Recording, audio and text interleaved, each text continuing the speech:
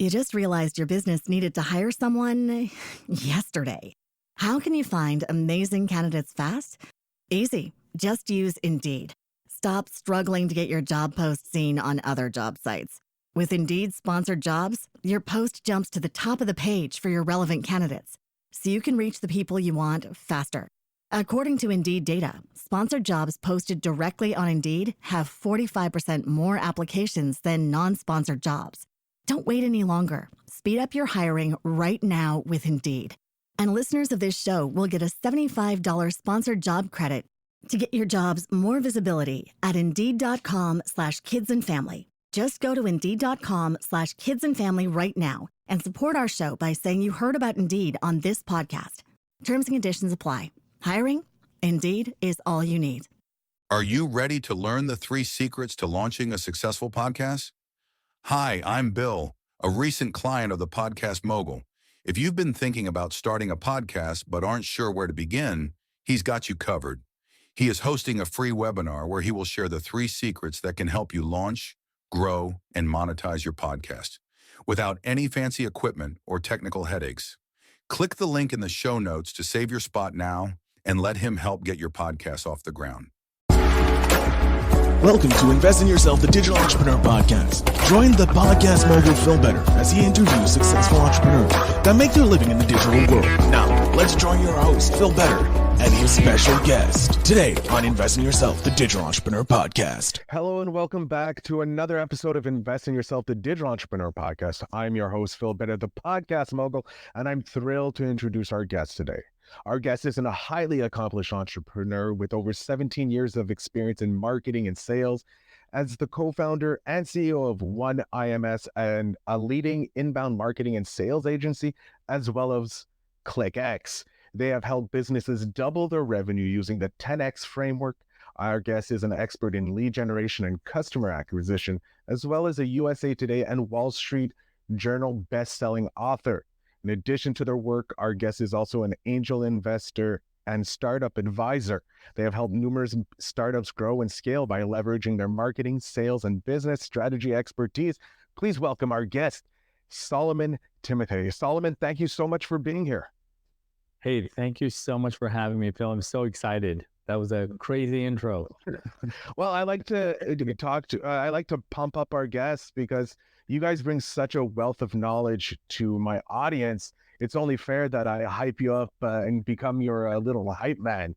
I know. I got to live up to that now. Yeah, I'm positive you will. 100%.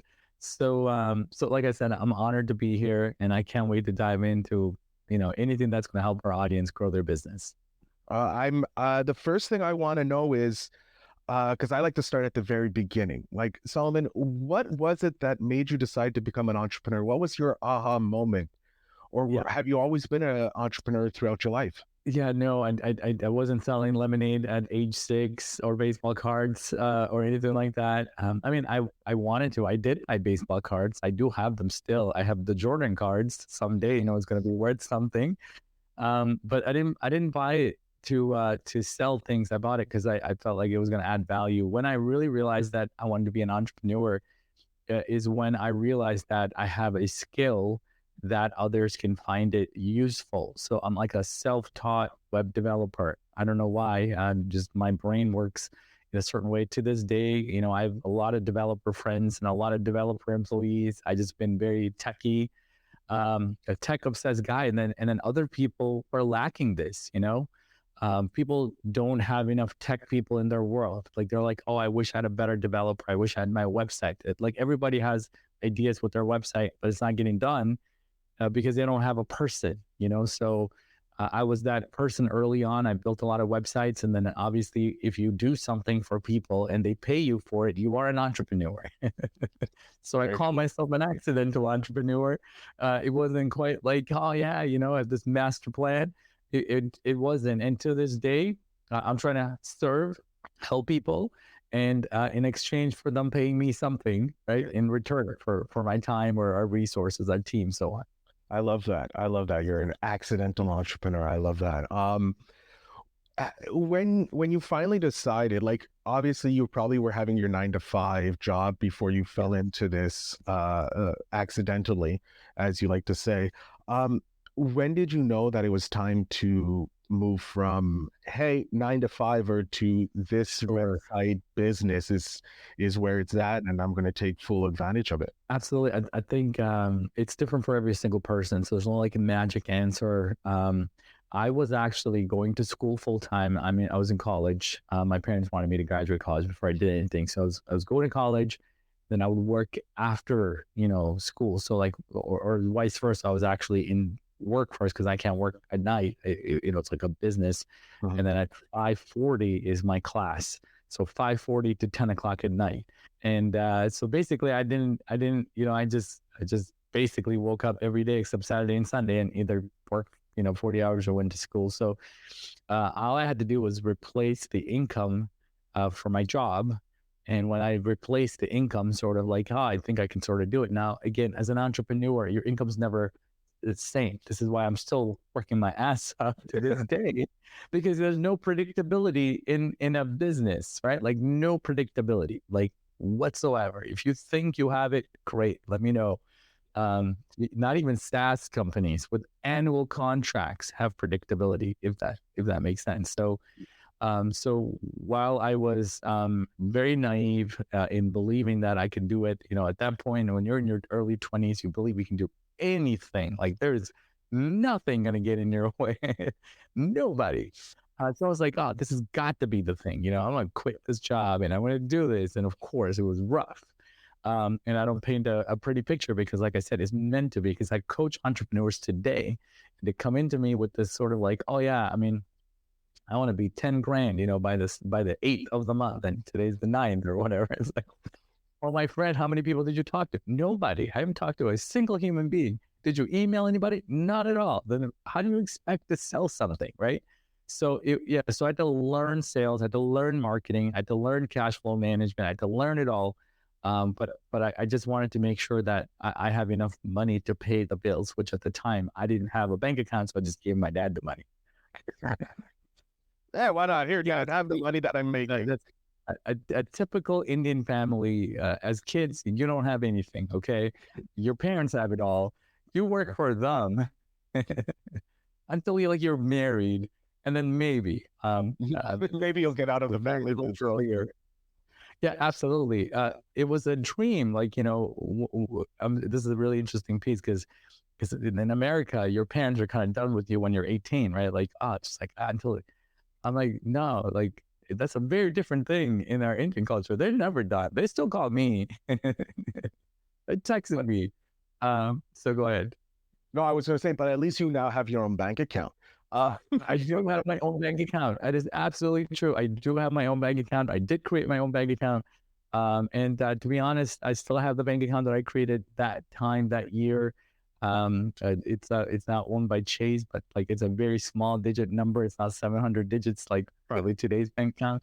But the fact of the matter is, I did eventually started to invest. This podcast is called Invest in Yourself.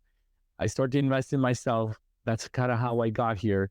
Because if I just took that few $1,000s and I put it in the bank, I probably would be broke right now, just due to inflation and how expensive Adobe and everything else is.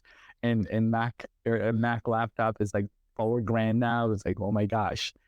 But long story short, I just kept repeating it. I kept finding customers that needed my services.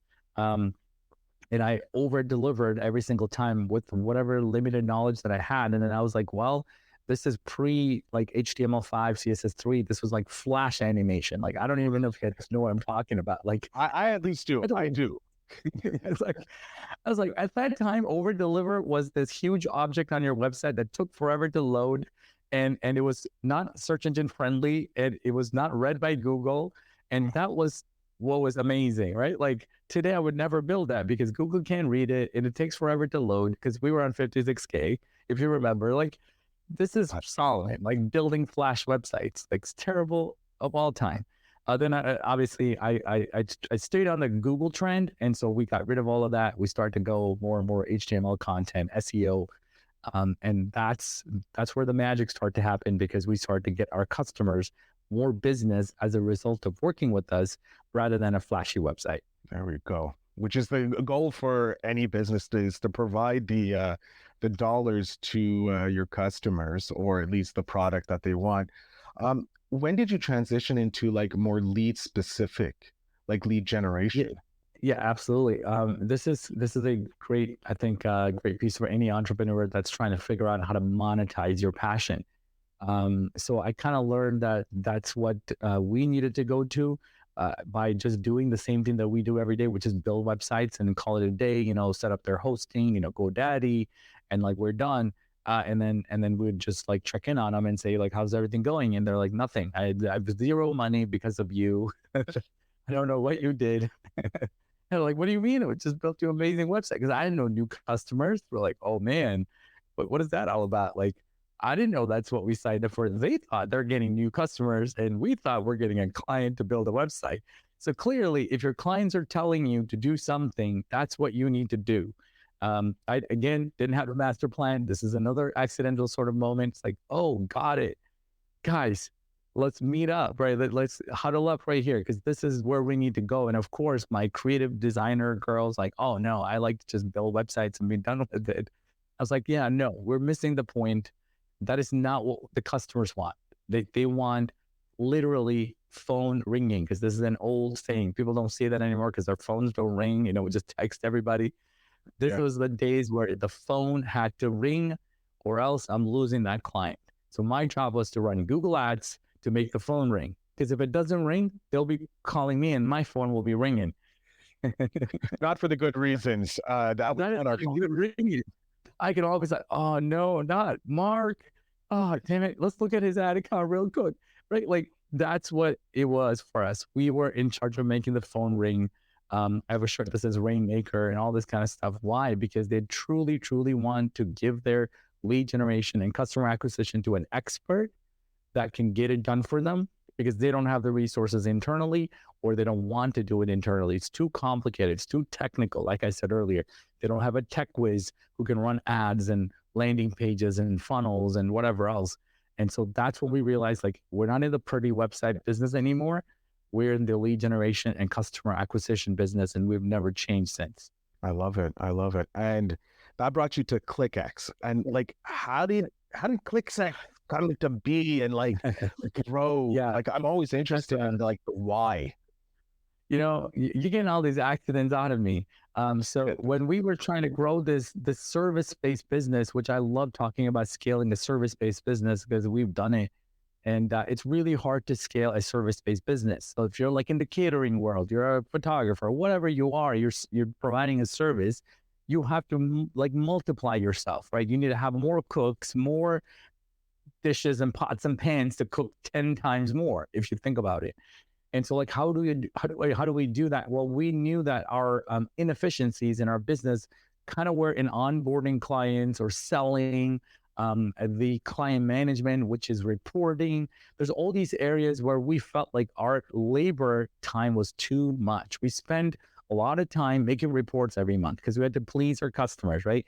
Our customers don't quite know how to put an ROI on our service. Like, why do I pay you guys all this much? And like, we have to show you charts and graphs about everything is going up, Mr. Customer. Everything's looking great. This is hockey stick growth. Keep paying us. So we don't spend all this time, which is valuable resources. We said, hey, Google has API.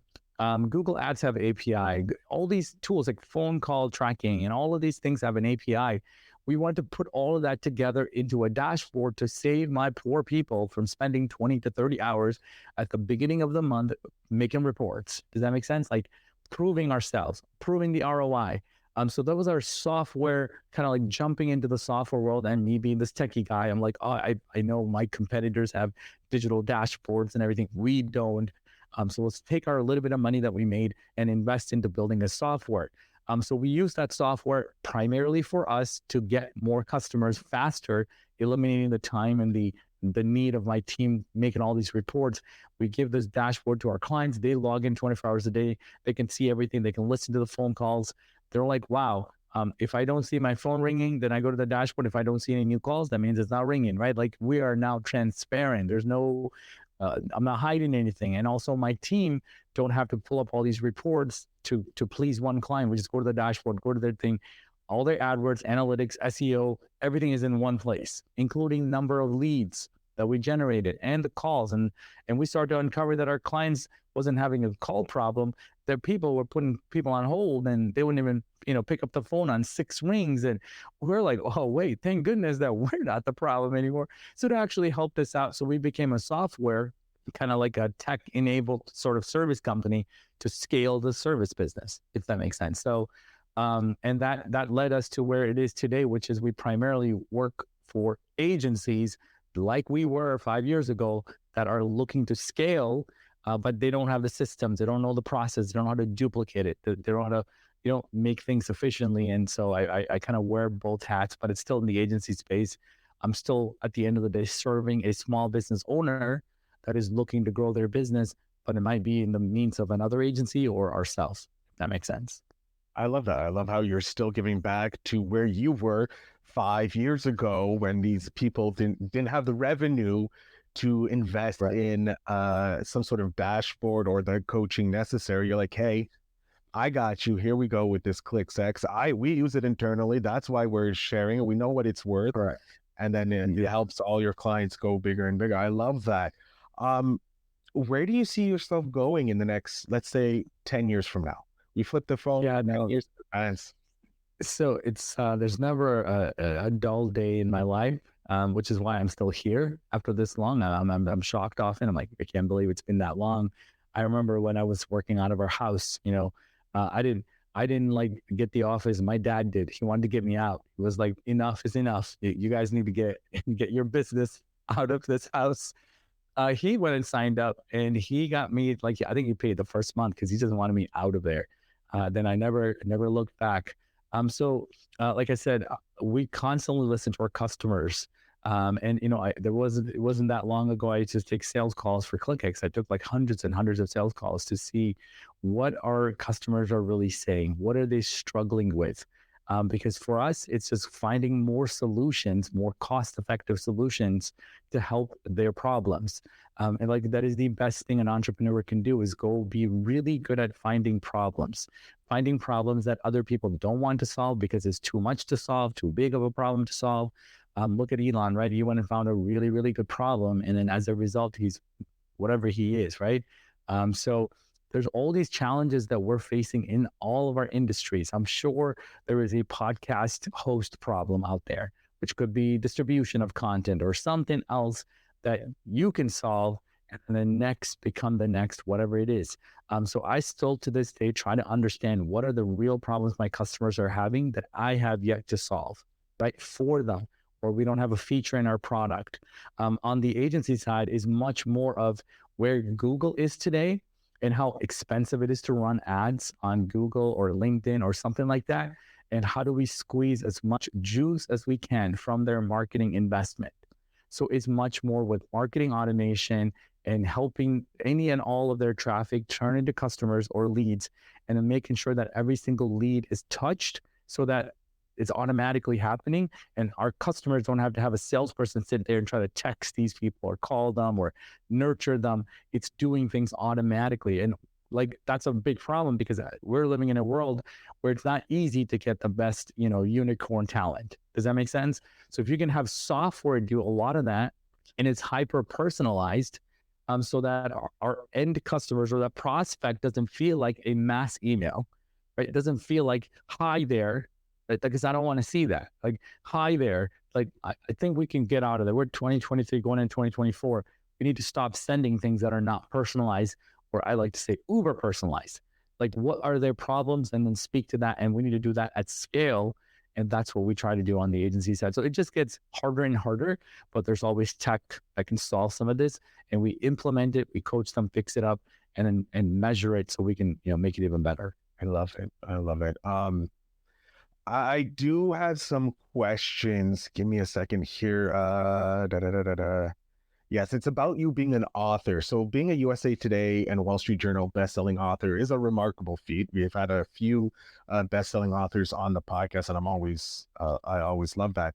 But how has your experience as an author influenced your approach to business, and what lessons from writing do you believe entrepreneurs can apply to their professional journey?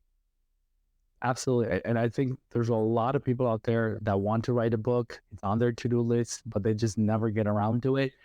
And I was one of those people. I still have a book. It's about 50,000 words and it hasn't seen daylight yet because I wanted to get that other book out first. And it's in the works, maybe in the next year or two, whatever, that this will come out.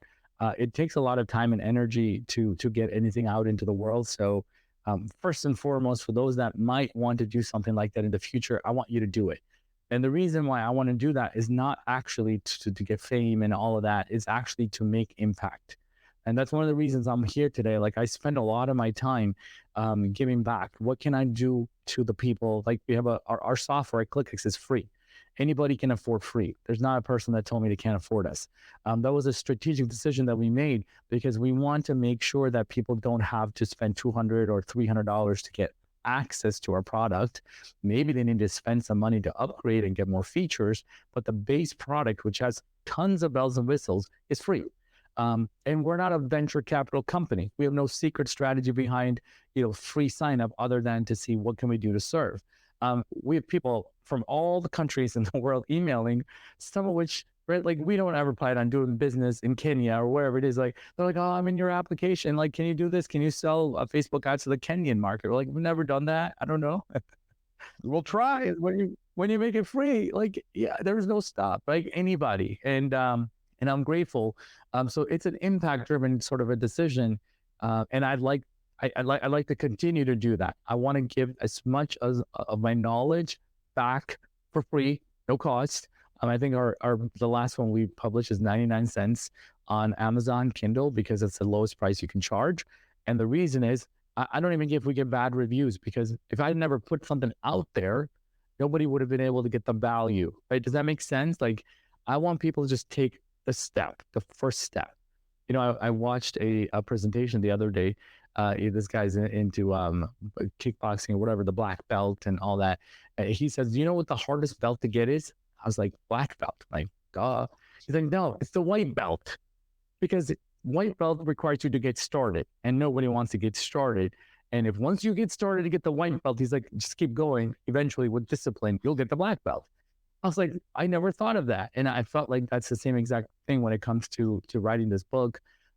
It's just like I needed to just put it out there. And the chapter is called basically differentiate or die. That's like my own dark experience being a marketing guy into this one thing, right? Like differentiate or die. Why? Because if you and I can't set apart, Nike from every other brand, if you can't stand out, you're going to have a really hard time making impact in this world. And most coaches, most consultants, most, small business owner, most selling whatever widget, they do not know why they're different. They know that their customer service is better.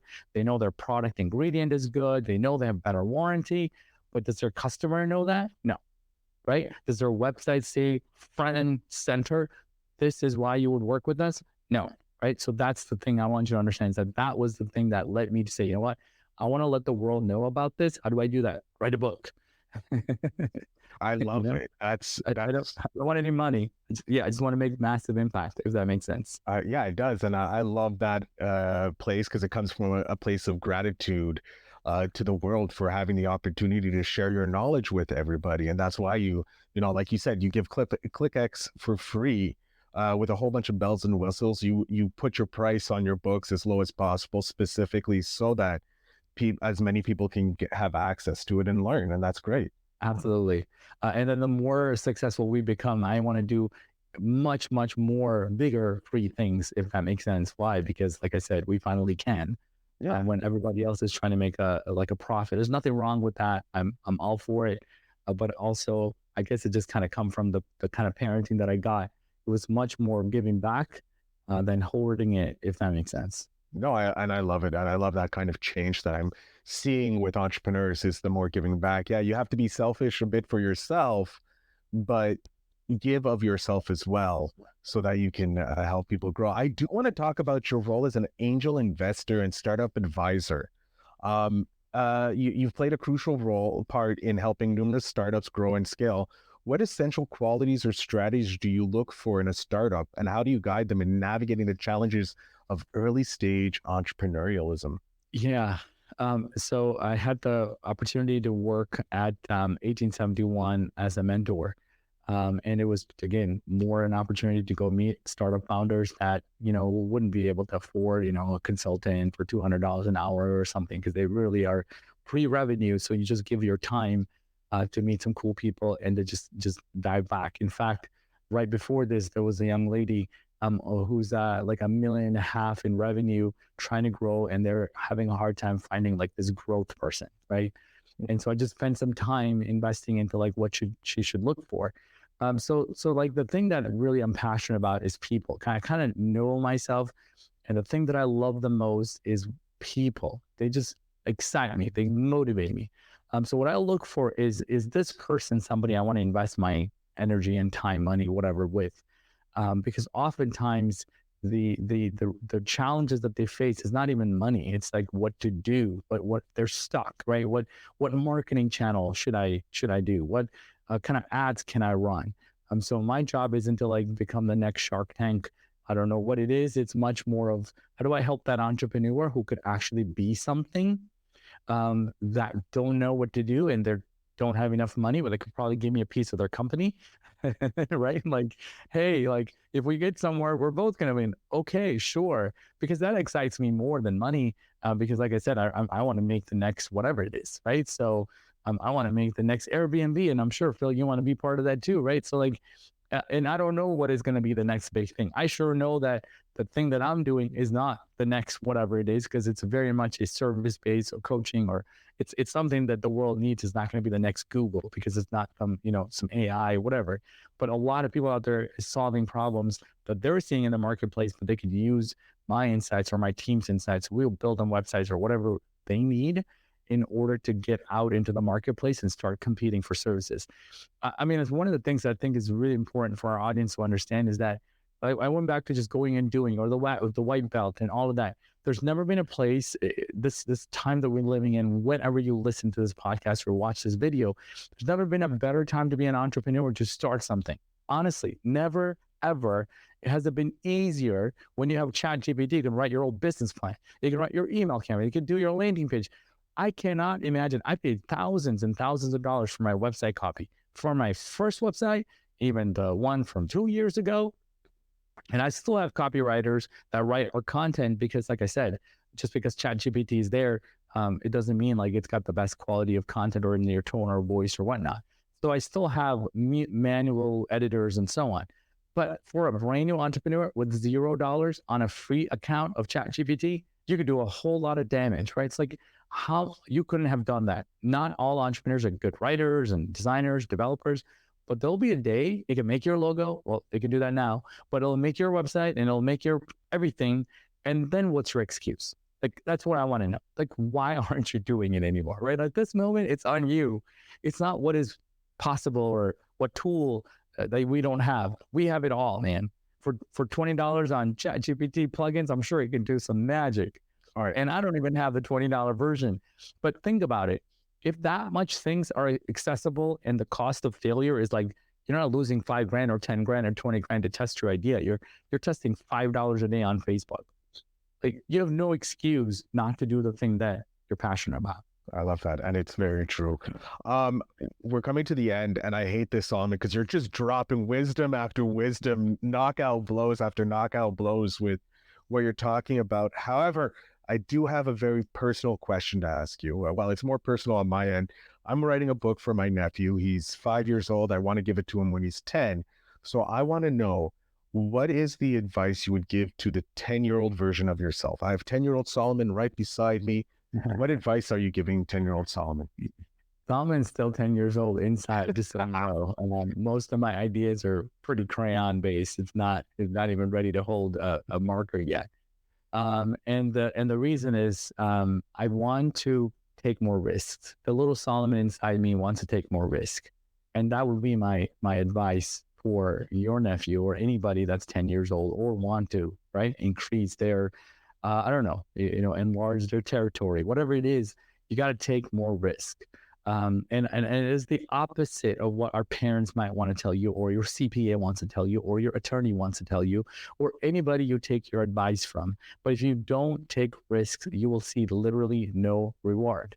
And I haven't seen anything that gives you enormous amount of reward with little to no risk other than starting a business, or you know what I mean? Like these things, these are like low risk, but you're not willing to take any risk, like filing your company for $500 or whatever it takes to make an LLC, or risking $20 a day on Facebook ads, or paying somebody for their advice because they failed a million times. And just because they got a couple of things right, they know some things. That's what I try to do. I'm like, here, just like, don't fail. Here's what I did. Here's my template. Here's my proposal.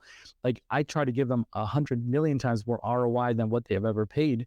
Why? Because I just want them to get to success faster. And I also don't want them to not risk in the future. Does that make sense? Oh, I tried it. It didn't work. Man, risk. What do you have to lose? If you could still live in the same house that you live in after taking the risk, do it. Like you're not losing your car, or you know what I mean? You're not losing your kid, or you're not losing. No. And I feel like we've come to, like, a lot of entrepreneurs take great risks, don't get me wrong, but the uber successful entrepreneurs are taking insane risks. And I'm not asking you to do that. I'm just asking you to take a $500 risk, take a $1,000 risk, and take a risk that hurts. Does that make sense? Like, oh man, that hurt. Why? Because you would work hard to make that risk become a good return for you. Sometimes we take a small risk, a $150 risk. We're like, yeah, it didn't hurt because, but if you take a $1,500 risk, and that's not a big one. When we went to build the software, and we're a small agency at the time. This was a long time ago. Our service company wasn't going to grow as fast as I wanted to because we didn't have the tools to automate things. That was a $10,000 a month contract for a development company. I did not have the cash flow to pay 10 grand for infinity. Does that make sense? We still do it into this month, way more than 10 grand. But I didn't have that. But had I not taken the risk, I wouldn't have been able to scale the service company. I wouldn't have to have the other thing and all the other things that I learned as a result. And if you ask any normal human being, should you do that on paper? It's a terrible idea. Your CPA will tell you the terrible idea, don't do it. But I was like, this is the only thing that I could do to make my company grow, because I don't want to hire more people to solve a people problem. I need to solve it by using technology where my people could go to sleep and it'll still work. Do you know what I'm saying? Like I had to do that. And I scraped up somehow. And like somebody says, I don't have money to do it. You'll find money. When you want to do it, you will find money. I promise. I found money, and I can't even imagine how I did it. But not only did it for that, I did it for years and years and years before it turned positive cash flow. And that's what I'm talking about. Take more risk. I love it. That's some great advice. I can't wait to see it written down with your advice next to it. Solomon, I'm going to jump off stage here. I want you to let my audience know where they can connect with you, where they can find ClickX, all that fun stuff. So the floor, sir, is again yours. Absolutely. So the best place to find me at timothy.com. That's THIMOTHY.com. Our ClickX website is clickx.io. Excellent. Solomon, thank you so much for being a guest on the show. I had an incredible time talking with you. Thank you so much for having me, Phil. It was awesome. Thank you. To my audience, if you're looking to connect with Solomon, check the show notes down below to find out everything about ClickX and, of course, Solomon and where to find them. And always remember to invest in yourself.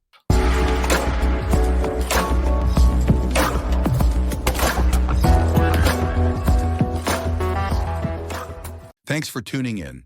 Now it's time to take the next step. When you're ready to dive deeper into how to launch, grow, and monetize your podcast, Phil's got something special for you. Join him for a free webinar where he'll reveal the 3 secrets that have helped countless entrepreneurs succeed in podcasting. Click the link in the show notes to save your spot, and let's turn your podcasting dreams into reality. You just realized your business needed to hire someone yesterday. How can you find amazing candidates fast? Easy. Just use Indeed. Stop struggling to get your job post seen on other job sites. With Indeed sponsored jobs, your post jumps to the top of the page for your relevant candidates, so you can reach the people you want faster. According to Indeed data, sponsored jobs posted directly on Indeed have 45% more applications than non-sponsored jobs. Don't wait any longer. Speed up your hiring right now with Indeed. And listeners of this show will get a $75 sponsored job credit to get your jobs more visibility at Indeed.com/kidsandfamily. Just go to Indeed.com/kidsandfamily right now and support our show by saying you heard about Indeed on this podcast. Terms and conditions apply. Hiring? Indeed is all you need.